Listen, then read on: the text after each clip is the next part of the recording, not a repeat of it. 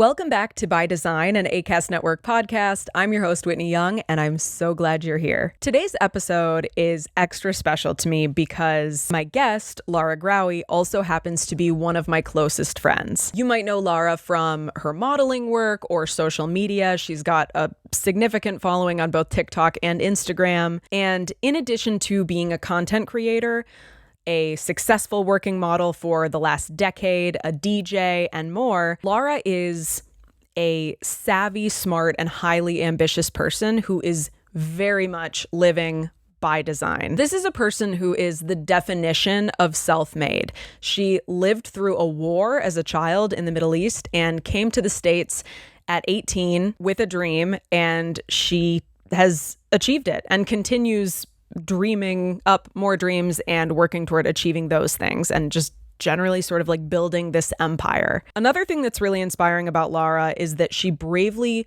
owns her identity as both an Arab person, an Arab woman, and a queer person, which are two tricky identities to reconcile. And she does so with immense courage, which as a result helps other people who are Arab, whether they're living in the Middle East or not. It helps them on their own path as a queer person and gives them hope that they may, if not now, they may one day be able to live as freely and safely and authentically as Lara does. On top of all this, Lara is a dear friend of mine. We've known each other for 2 years. And in that time, she has motivated and inspired and hyped me up, especially through some really tough times. She's been there and been a really good friend to me.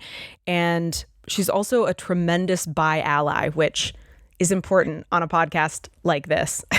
By design. There's so much to Lara, so much that you don't see on social media. I think especially when someone is a model, there's kind of this there's like stereotypes about models, but Lara is incredibly insightful, has so much drive, is so intelligent, and also is just like kind of a goofball. And I think that comes through a little bit on social media, but I hope to share even just a fraction more of that today.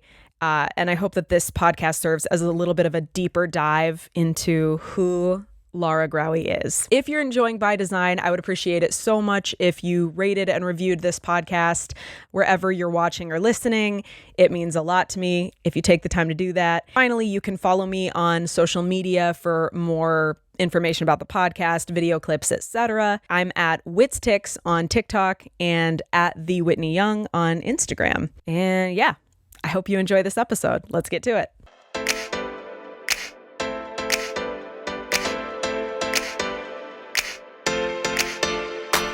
Like, wait, what is she doing? And then I was like, wait, that's literally me. I'm doing the same thing. I know. We have to the adjust. scooching. I know. It's that it changes how we sit, but it's just.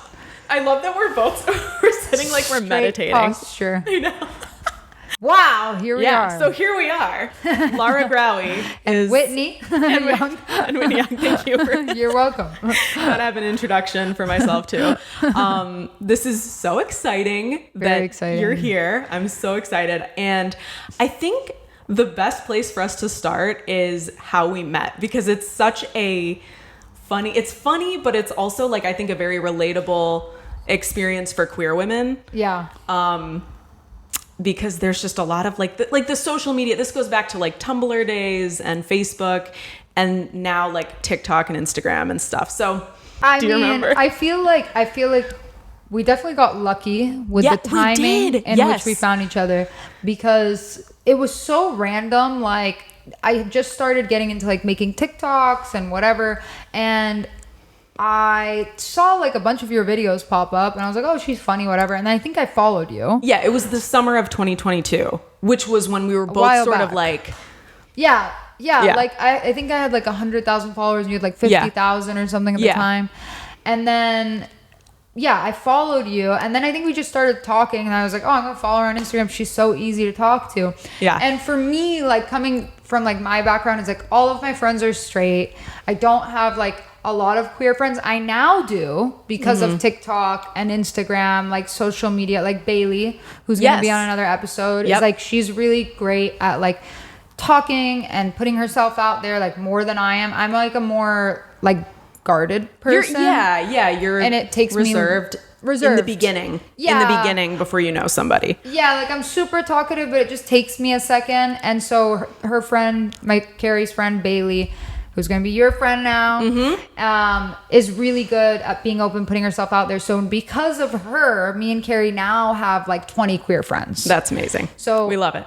Social media is a really good way to make new friends and have queer friends. And that's how we became friends. Yes. And thank God. Yeah. So going back 2 years, we were both kind of in a place of like not having a lot of queer friends. I know for me, I was coming out of like a very heteronormative lifestyle that's crazy too.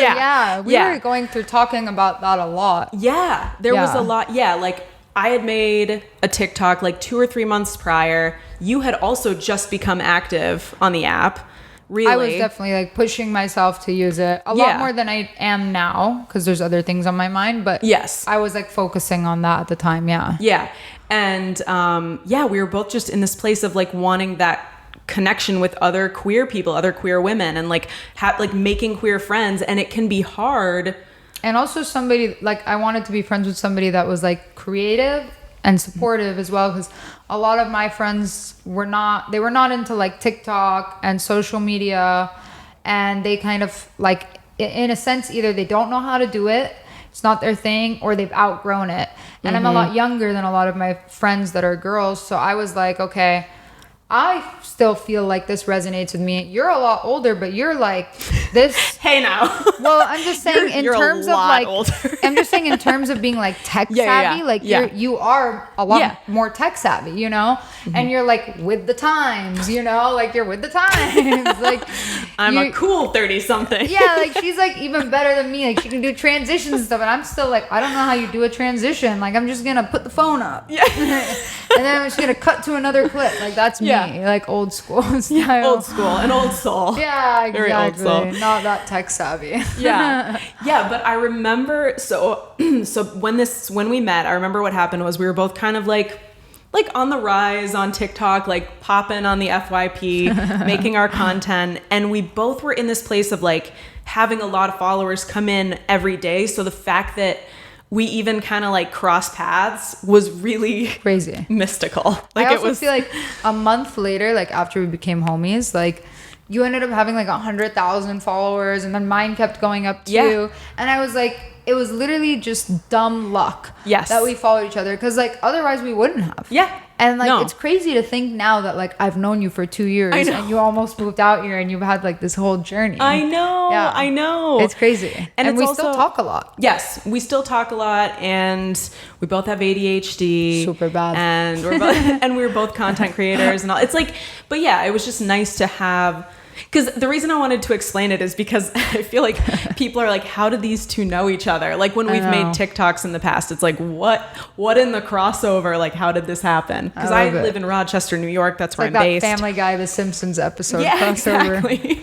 Or like the Nickelodeon, like Jimmy Neutron and what was the one that the crossover? Fairly Odd Parents. Oh, that's so good. Fairly Odd Parents one is so good. So that's us. That's how we met. And then I came out to LA last year. I was thinking of moving out here, kind of feeling it out. I really thought she was going to do it because we had talked about it for like a year. Yeah. You know? Yeah. But the thing was, I had lived in LA prior, and so coming out here for the second time, it was 10 years later. I'm glad you tried it though and did you have to follow your gut with that kind of thing. And I think now knowing where you are, you did the best move for you. Yeah. I think I'm just like, travel is great for me, but then at the end of the day, I want to go back to kind of a more chill, like... Oh yeah. How did you feel traveling here? Oh my God. Yeah. So I am a nervous flyer, which is ironic because my dad is a pilot, but here we are. That's crazy. I did okay. He obviously doesn't have a fear of flying. No, not at all. And what about your mom? She's okay. I mean, if we hit like moderate turbulence, my mom will get kind of like, okay, what's going on? But she's pretty much fine. I've just had some bad experiences with turbulence, and it really traumatizes you. Definitely doesn't help with everything going on with Boeing right now and all those people. No, seeing like assassinated is horrible. Doors flying off and pieces falling off. It's not helpful. No. So anyway, but I was okay. I was okay flying out here for this trip. We had a couple times when like the pilot turned on the seatbelt sign and I was like, oh no, how bad is it going to get? Probably smooth because it's like also it's summer. Yeah. Like traveling in summer is like really different than traveling in the winter or rain. Yeah. The wind is the worst. Yeah, that's like that's the worst part for flying, for sure.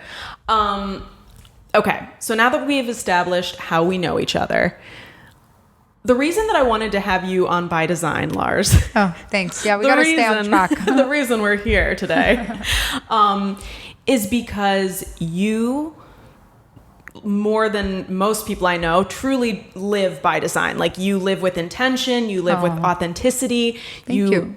Yes, like you right down to like designing a life down to like a house. Like you're literally you're designing a house currently that you plan to build. So it's like it's very inspiring and motivating.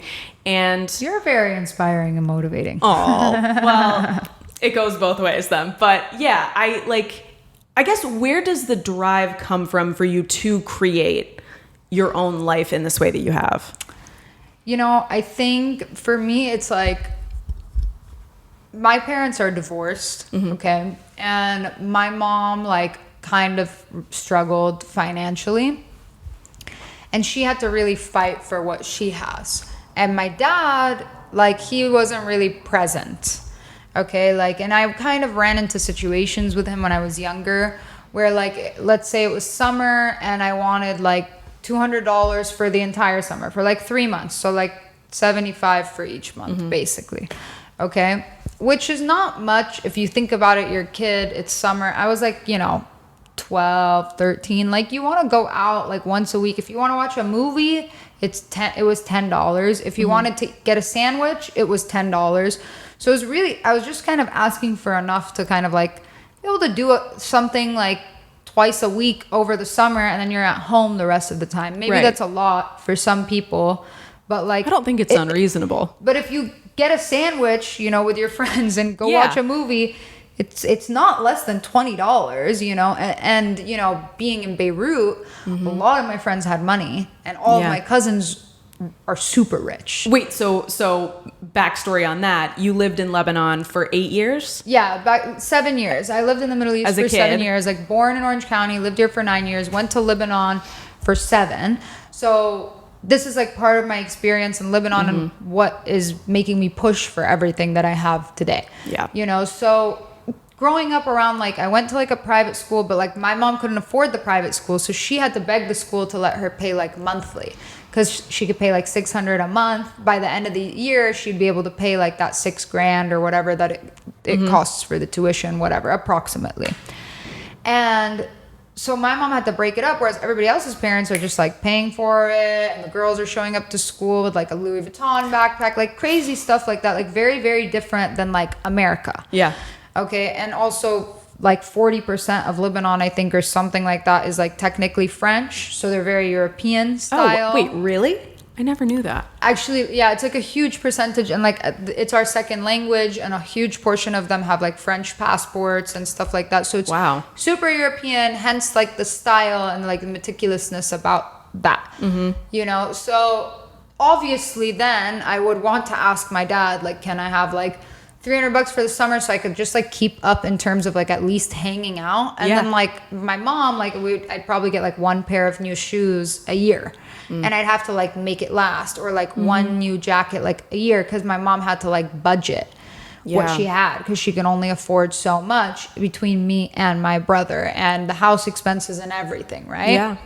And so as I got older and I started to like understand and feel like, wow, like when I started to have more expenses, like let's say a car and like, or taking an Uber that's like $20, or filling up your car with gas that's like $50, $60, or like eating something here in America like $40 to eat somewhere decent in LA, right? Yeah, so I started to be like, if I leave the house today, I'll spend $100 like that because I need gas, or I need like something, or I want to grab a bite. It just, money flies, especially with inflation and everything going on. But, you know, I started to realize being here, getting older, starting to have my own expenses, like, okay, like $100 really is nothing. It's nothing. No. That's the truth. Like it doesn't take you that far. And so I felt really awful about how my dad made me feel asking him for the money. Because what would happen is I would start asking him for this money 3 months before I actually needed it. Because he is like an Arab dad, like very like egotistical, like masculine, like whatever. And he would make me beg him for it for like 3 months. And then I would ask for 300 and I'd get like 150. So now I have to make the $50 last me for each month. Yeah. You know, meanwhile, he probably has like millions of dollars even now. And I'm pretty sure I'm like not in his will or anything. Oh my God. And needless to say, he can afford to help you out. Yeah, like and like he would call me and be like, I just spent 50 grand fixing like my garden. I'm like, you spent 50 grand fixing your garden when that 50 grand I could have gone to law school. Life changing. Yeah. Like I could have gone to law school. Like I could have gone to law school, like was like 25 grand a year at the time, like tuition at like UCLA, and I would have gotten in because I had the GPA for it and whatever. Yeah. And that's what I wanted to do. But as I got older and I started to understand money more, and I started to be like, okay, well, my mom can't afford to put me in school. I definitely don't have grades that are high enough to get a scholarship because I'm not an A++ student, advanced placement. I'm good. Like I was like honors and I took some advanced placement classes, but like, you know, it comes out to like a B+ and A- in that world depending on the class. Right. Right. So I was like, okay, can't get a scholarship, can't afford to go to school, don't want to be in debt because I also have siblings. Like my sister has like gone to school, changed what she wanted to do multiple times. In the end, I think she didn't even graduate. So then she just has all of this debt from school, which is the same case that most people in America have. So then I was like, okay, well, I kind of want to model. And initially I was like, I want to model, make some money from that, and then I'll go back to school in a few years. Okay. Modeling first year I make like 12 grand, so like $1,000 a month, which is literally nothing. But I also worked at In-N-Out before that because I was like, what? Yeah. Did you not know that? No. You didn't know that?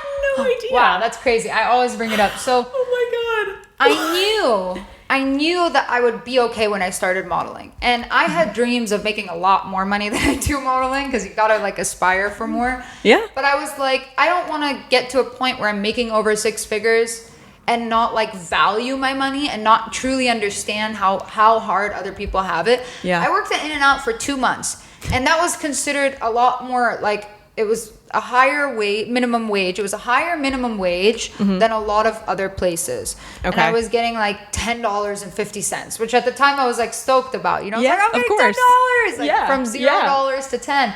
And I would work all month, and I think I was doing like something like, I want to say like 25 hours to 30 hours like a week. So it was like still part-time, but like a little, I would get like an 8-hour day whenever they gave it to me. I'd be like, give it to me. I'll do the 8-hour day. Yeah. Taking people's order and like serving, cleaning tables and whatever, wearing the shoes that they make you wear so that your back doesn't hurt, like doing the whole freaking like hat thing, covering my hair. Are there photos of this time? I have no photos. Now I was just like, I couldn't look at how I looked, so I just deleted the photos. But did you wear the hat? Don't they wear? Oh my God. Yeah, I had the hat. I had to like learn how to do it and put the pin and like my thing. Like, and I was always late to work because I have horrible ADHD time management problems. You were late today.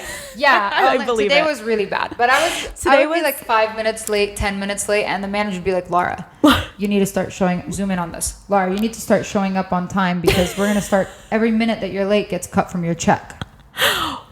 Ooh. I honestly couldn't do it. Like I was late like 2 minutes, 3 minutes, or I was just 10, 15 minutes early. Sometimes 30 minutes early because I just couldn't get it right. You know? Yeah. I couldn't get it right. So I would end up like, whatever. I worked at In-N-Out like 2 months, made like $1,000 each month. So I had $2,000 in my bank account. Okay. I was tax exempt. Took that $2,000, saved it, didn't spend it, got my mom to move to LA. Started modeling. First year of modeling, I make 12 grand. Second year of modeling, I make 50 grand. Third year of modeling, I start making over 6 figures. Okay, so at that point, I'm like now starting to understand like I still don't have a crazy amount of money because I'm like, I live in LA or I lived in New York, and you have to make like 10 grand just to live in New York. My rent was like 4 grand a month. And then modeling agencies, they take 20% from you. So like if I make 10 grand a month, they get 2 grand. My rent was 4 grand. Ubers, food, everything's so it's expensive. hard to save. It's very hard to save in I had no savings. LA like at one New York. point in New York, I actually had 2 grand in my bank account. And I had my rent, and I was going through a breakup, my first breakup. Okay. Yeah. And I was crying to my agents. I was like devastated. I was like, I don't know what to do. I don't have money for rent. I'm going to need to borrow some money from my mom. It was like a really low point for me. And by some miracle of God, literally, I booked this is the only time I've ever booked a modeling job like this in my life ever. That was supposed to be like 20 grand, okay? And I cried to my agents and cried. And I was like, I don't know what to do. Can you guys please get me more money for this job? Please, please, please. Like, I need to have money for rent. I have literally 2 grand in my bank account, and I owe my mother 2 grand right now, okay? And they somehow get this job up to 50 grand.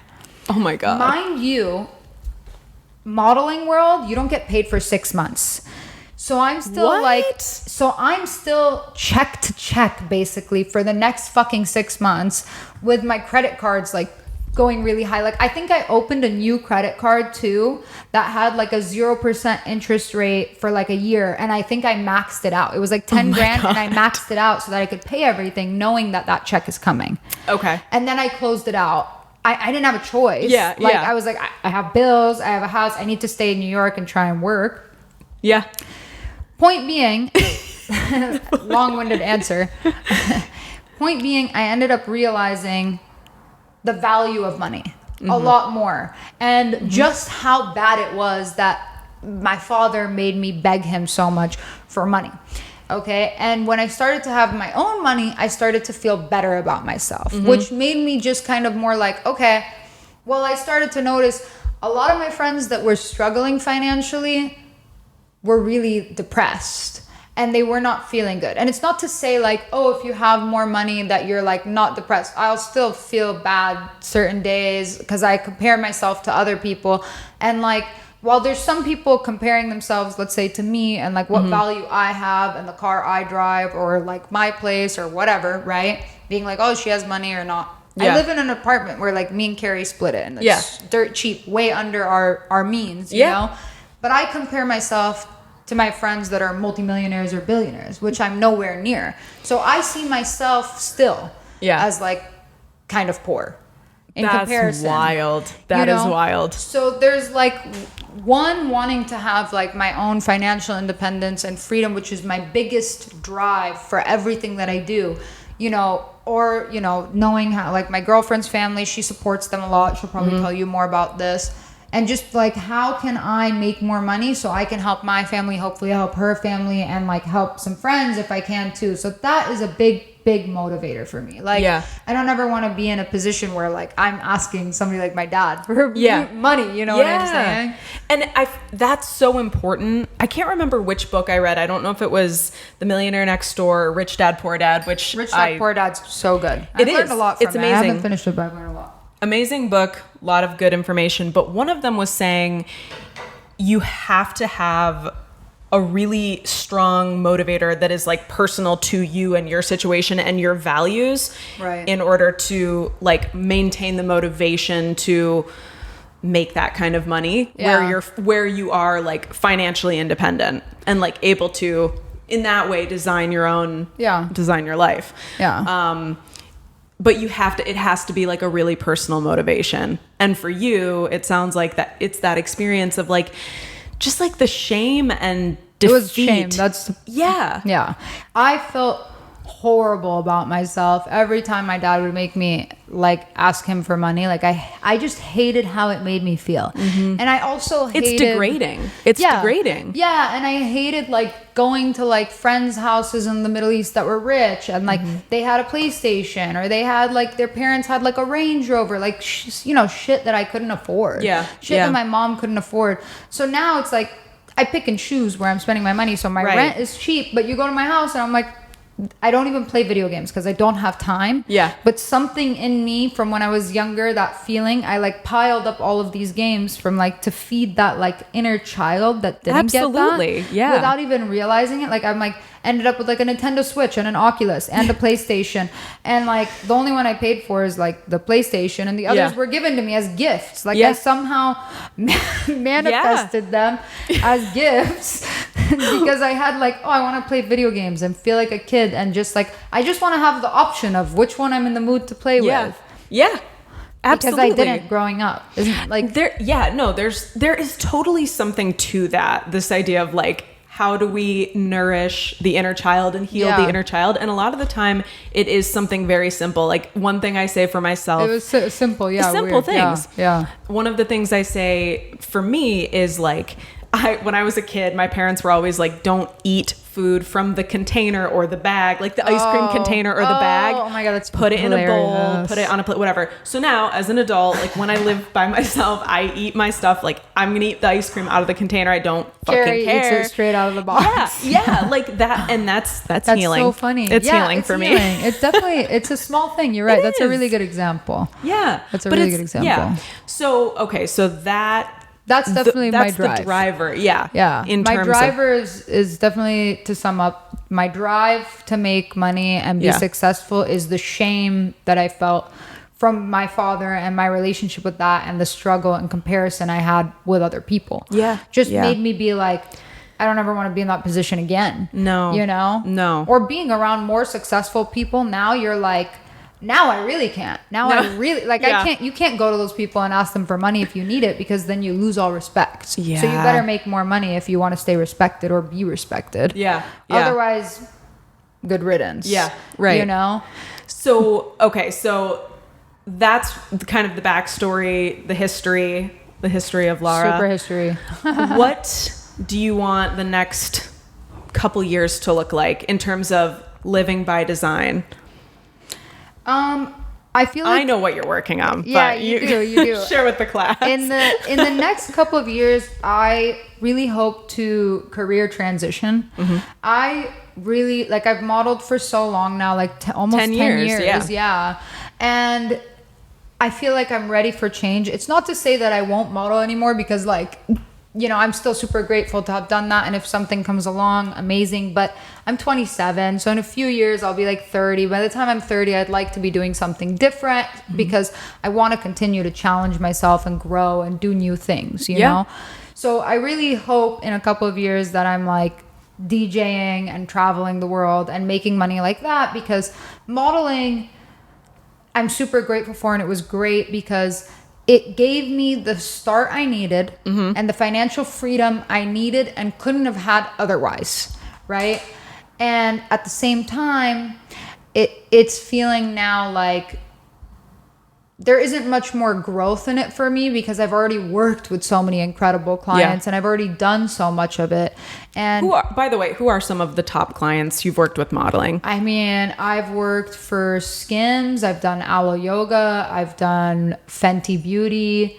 Did you do Forever 21? I did Forever 21, Mango, Lancome, Tommy Hilfiger. Like the list goes on. The like list all of goes these, on. Yeah, like all of these clients that I wanted to work with since I was a kid. A lot of dream clients. Of course, there's still a few dream clients like Calvin Klein and like Ralph Lauren. Like those are like, I haven't worked with them. They usually book bigger models in New York. But hey, I don't know. They might see the podcast and see this video and be like, you never Lara know. ghraoui. You never know. But yeah, so like I feel like I'm ready for in the next couple of years to hopefully be doing like music, because I feel like modeling has been so great for me and establishing my financial freedom, but I don't feel like it's giving back to other than like my direct connects like family and whatever. But I feel like music, I can give back to a lot of people at the same time. Oh, I love that. And that's like the biggest driver for me, is I feel like if you want to manifest things more and like be in a better position in your life, I'm one of those people that's like, you got to give more at the same time. And modeling is not really a job that's like giving to like the amount that I want. But if I could like play music for like 10,000 people and 10,000 people come to see me and they like my music and they like my vibe and they leave and they're like, that was such a fun night. I would be over the moon. I'd be like, that 5,000 people or 1,000 people. I'd be like, sick. Yeah. Like, when I play right now to a room of 100 of my friends and they're like, that's the most fun I've had in a minute. Amazing. I'm over the moon. I have like such adrenaline. I'm like so happy that I'm able to like provide people with like a couple of hours of joy when they're working all week. Yeah. Like it feels meaningful. Yeah. You know? Music is incredible. I mean, just the fact that it can change your mood and uplift and inspire and heal. Yeah, exactly. So I think that's a really cool way to put it, that you want to be able to give back energetically. Yes, you know, exactly. in that way. That's awesome. Exactly. Okay. So we've talked about kind of the career stuff and money and what motivates you. Let's talk about some queer stuff. Yes. Because obviously, like, by design, that's, you know, why we're here. First of all, you don't have to be bi to be on the podcast, but it is worth noting you are a really amazing bi ally. Oh, thank you. Both to me as a friend, to your girlfriend who is, well, Carrie, does she identify as bi or pan? You know, I feel like she's a bit more pan, but for the longest time she was like, I'm bi. But like the more that she understands herself, she's like, she's not like equally attracted. Like she's like, feels like she's with me right now. That's all she sees is me. Yeah. Which is, we think now we've come down to like, oh, this is a bit more pan. Yeah. You know what I'm saying? Yeah. Well, I think the thing too, whether you're bi or pan or just, you know, whatever, like it's when you're with someone, if you're monogamous, right? Like that person is all that matters, you know? And so if you're actually monogamous, which a lot of people, well, of all identities, they're definitely, which, you know, fine. Like as long as it's ethical, do your thing. But there's a lot of unethical things too. Yeah, it's true. But no, but I remember like when I was single, and I would be talking about, you know, people that I was attracted to or had a crush on, whatever. Whenever you would check in with me, you would always make a point to be like, did you see any girls or guys last night when you were out? Like you were always supportive in that way. And thank you. Like there's definitely that can be harder to find in the queer community, especially like, I think I also felt like when you would text me, you would only talk to me about girls. Yeah. And I was like, wait, but like she's bisexual as far as I know. So like she's bisexual. Like maybe she's only talking to me about girls because I'm gay and she thinks that I'd be uncomfortable to hear about a guy. But like I'm used to it because all of my friends that are girls are straight. That's right. And when it's like your friend, like in general, like you should just be happy if your friend finds somebody. Right. You know, like I don't give a shit what you like. You know, as long as it's not like animals or some weird like bestiality thing. You know, inanimate objects. Like, you gotta get this is not normal situation. You know, need to go to therapy. Yeah, the majority is like I'm pretty good with. Yeah. But yeah, like I just like I wanted you to feel comfortable and I wanted you to feel like you could talk to me about it, and I thought that was important, especially knowing that. Even though it's like LGBTQIA+, so many of these get hate like within our own community. Like as a lesbian, I feel like I'm so overwhelmingly respected in the community, right? Like within the community, not outside of it, because we still have a lot of work to do in that area with straight guys. But a lot of bi girls don't get that same respect. No.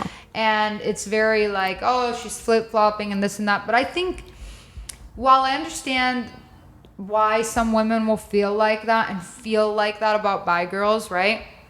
You can't put everybody into the same puddle. No. It's kind of like if you were to be in a relationship and that person cheats on you, you make the assumption that everybody else you're with is going to cheat on you because you have this like paranoia that's been established because of your own personal experience, right? Yeah. And so it's important that you don't put everybody in the same box because, sure, there might be some bisexuals that are like that flip-flop, that don't care, that are like, I'm straight now and I'm gay now, depending on whoever they're dating or whatever, and some people take offense to it, right? And that's a whole thing that it just, like, tangent, that in and of itself is an issue of, like I really encourage bi people not to switch their labels based on who they're with because it's not helpful.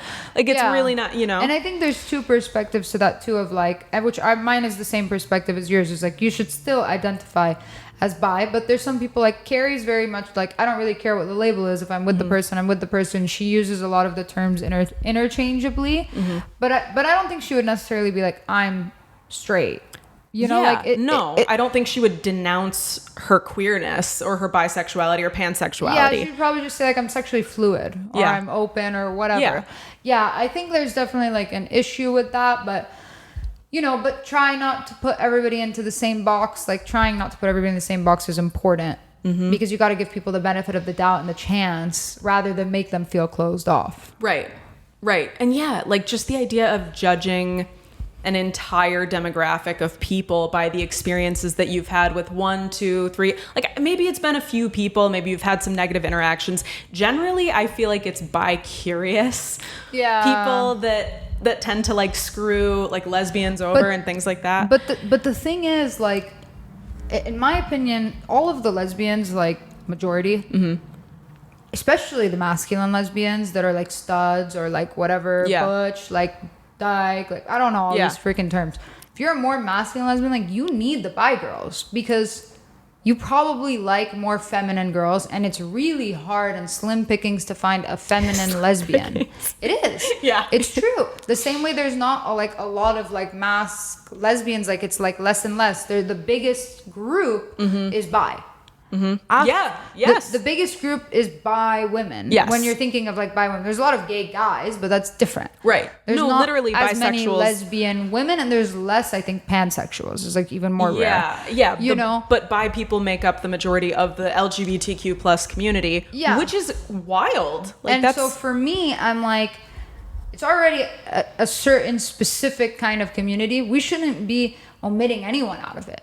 There shouldn't be any hate within our community, because at the end of the day, let's say something goes down with the government, you need those bi girls to stand up for you. You need soldiers. They're gonna be the ones that are like, hell yeah, gay rights. Yeah. You know, you need that because there's a portion of them that are gonna want to be with a woman or whatever, or be with a guy, like, and there's bi guys too. Right. You know, so like you can't be like, she's bi, so screw her. Yeah.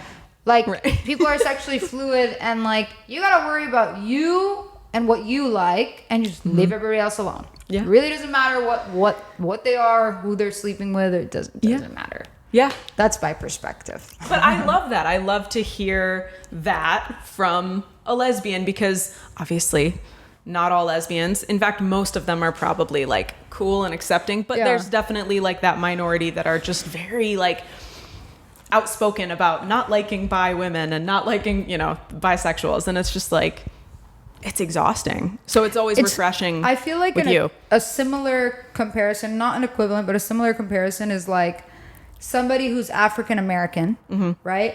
And if their skin is darker, and they'll go to somebody who's more like light skinned but African, and they'll say like, you're light skinned. Like my old roommate, he would tell me that people would say that to him. And I'm like, and I had to ask him, like, isn't that a bad term? And he's like, yeah. He's like, they call me a light-skinned N-word. And I'm like, and I'm like, that doesn't take away the fact that, you know, where he's from and what his background is. Like, and there should not be that kind of separation amongst a group of people. Right. Like, at the end of the day, even if only one of his parents are African American, doesn't mean he's not African American. Right. You know what I'm saying? Yeah, but and I have heard this before in terms of people who are biracial. It's a similar thing where you feel like bisexual, biracial, you don't fit into either community fully, even though in the case of being bisexual, like, we are literally part of the LGBTQ plus community. But like, if you're bi and you're dating, like if I were dating a man, a cisgender man in particular, it's just like, I don't know, that people, it needs to be like, you gotta just spread like love and energy and that kind of thing, and like the good vibes, you know? Yeah, for sure. I feel like that's your MO in general, is like uplifting, positive, like have hope, have this and that, you know, you're a very positive person. I try. Yeah, like but you are, like, even, I don't know, like, just from a friend standpoint, even if like, I can count on one hand, I feel like, the times that you've like really been in a bad mood, because you're just like, thank you. You just like see the silver lining, you know? Another thing I want to talk about is the way that you balance your identity as an Arab person and a queer person. That's a doozy. It's definitely interesting. Yeah. I would say like the Middle Eastern background definitely made it a lot harder for me to accept myself. And a lot harder to come out. I definitely had a lot of cousins unfollow me when they on Instagram, when they like obviously realized that I'm like dating a woman and I'm posting Carrie, and like for some of the family that's embarrassing. But for some of them that are secretly gay, I'm like, I knew it was in our genetics. I knew it was a genetic thing. I couldn't be the only one. And they're like, yeah, you're not. We turned out gay too. Oh my God. You know, so some funny. of them ended up same as me, like liking men or even liking women. Some are still in the Middle East, but like can't come out, can't say it. Yeah. And then some of my cousins, like my closest cousin, my second cousins, like first cousins, my closest cousins. Some of them unfollowed me. Some of them followed me and follow Carrie and don't give a shit. You know, they're like, and like one of them like used to be more closed off and like make fun of transgender people because he didn't get it. He was young. You're like 18. You're like an idiot. Everybody in the Middle East is like, that's wrong. And there's, you know, they're like something's wrong with this person, and that's kind of what you're taught. And you're kind of taught like if they are trans, like they have a mental illness, like it's like that kind of thing. So now seeing that, like, you know, he would talk to me and like I was like, listen, like I'm gay, and I would get more aggressive in my responses to him, let's say, because I would be expecting him to say something offensive. Right. But in turn, he would realize that something could bother me, and in turn, all of his guy friends started to come up to him and be like, oh my God, your cousin is gay, like she's dope, like she looks so dope, she looks so cool, like that's so sick. And then it changed his perspective. And then he would start to ask me questions about girls. And I would respond. He's like, this is crazy. Like, you literally respond like just like a guy. And I'm like, yes, because I'm a lesbian. I like the same thing you like. I'm into women. Yeah. Like, I check out a woman aesthetically the same way you do, because that's what I'm attracted to. Like, I'm not going to check out a guy like that. Like, I'm not blind. I'll be like, yeah, he's a good looking guy, but I don't want to fuck a guy. Right. You know? So, right. in that sense, he realized like we're the same. Yeah. And that he's like, oh, so you're literally just like a bro, but you're in female form. And I was like, yeah. That's what a lesbian is. Yeah. So I was able to open up his perspective. That's cool. And I asked him, do you feel like I can tell that I've opened up your perspective? And now he's like totally not homophobic at all whatsoever. He's like, please come to Lebanon and like let's hang out. And very That's like awesome. He's developed an understanding of it because of me and seeing with my partner and whatever. And he's like, hang out with me and my friends. Like he really wants us to hang out. Yeah. And I asked him, like, what do your friends say? Like, do they like say anything like bad about me? Like, cause I'm out. Everybody knows. And he's like, no, honestly, they always send me stuff. And he like sent me voice notes of like them being like, this is so cool. Like your cousin's so cool. Like whatever. That's awesome. Yeah. It's like Lebanon has like a very like underground queer community. Like it's hard to look for because it's still kind of like taboo, but you can definitely find like a gay party there, but it'll probably get shut down, but like it's there, you know, like it's there. It's trying. It's there. Like, you know, there's some people like certain fashion designers too that are probably, you're like, they're gay. Yeah. You know? But it's not safe to like say that necessarily, but yeah. But you know. And everybody knows. If you know, you know. Yeah, exactly. Yeah. It's like that. But so being an Arab that's gay was really hard, and it was really hard to like come out, and it definitely like prolonged me coming out. Till I eventually reached a point where I was like, I don't know why I keep hiding this. I've been in America for so many years. I've been dating Carrie for 2 years. She wants to be out. Yeah. And she's like, we'll probably work so much more and our work will be better. And we could probably help girls feel comfortable with themselves. And she would always tell me like, you know, you're so afraid to come out. You're so afraid. But think about how many more girls like you there are. And I'm like, oh, I can't do it. I'm scared. I don't want to upset my mom. That was always the back of it, right? And then like today I have like 310,000 followers on TikTok, right? Over 300,000, whatever. And my biggest following is from Saudi Arabia. Really? Saudi Arabia. It's like Jeddah and like another city there. Wow. My 2 top cities are Saudi Arabian women, which is Saudi Arabia is like where you get the death penalty for being gay. So it's like a whopping like something like 20% is Saudi Arabian women. That is incredible. And after that, I think it's like Jordan and like Kuwait, like Qatar, like those kinds of places.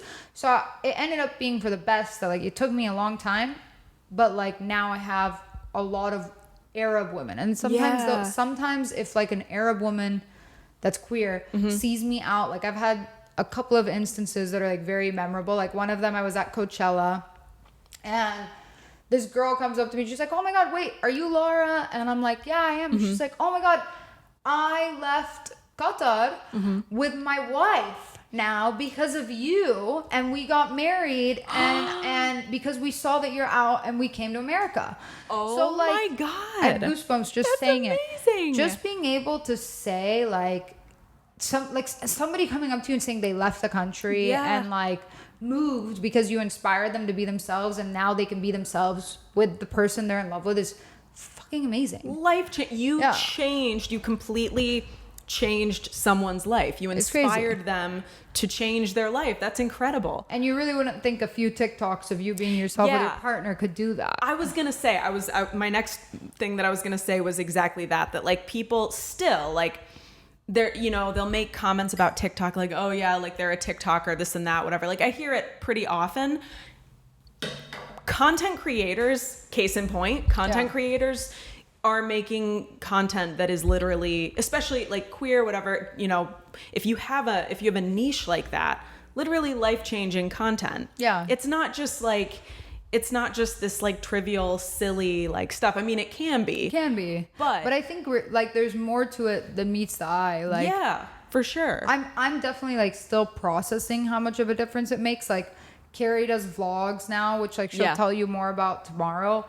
But like some of her videos get like 10,000 views, 50,000 views. Yeah. And for me, I'm just like, are there people that really want to watch us that long? Like watch I think your day-to-day life and they'll say we just want to watch more and longer videos, and I'm like, really? That's and amazing. I still don't like understand it. I'm like so confused about it.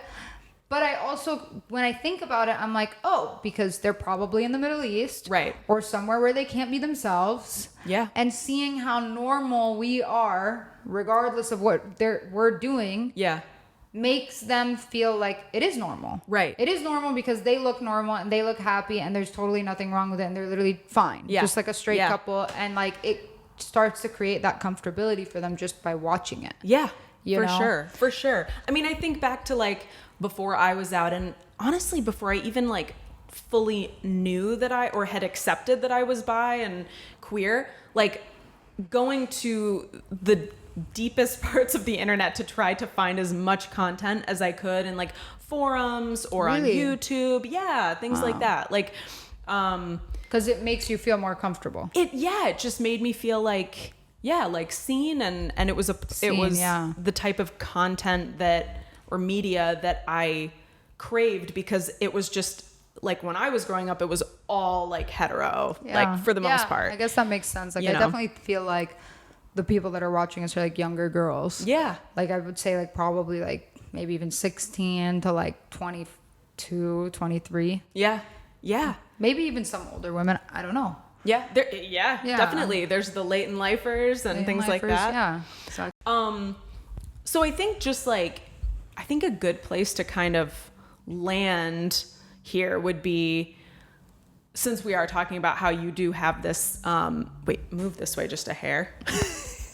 You were kind of like going out. It's because I'm like sitting on the couch thing. Just like leaning out of the screen. Whoops. What was I going to say? A good place to end this. Yes, ADD. I guess. Yes. A good place to land, I think, would be knowing this, like knowing that you have this massive subset of your audience being in the Middle East and you know, where it's not safe in most places to come out or be out publicly. Like what advice or what message would you want to give those girls? women that watch you and might be watching this? I think being in the Middle East, it's hard to say certain things, right? And so I feel like in a sense, actions speak louder than words.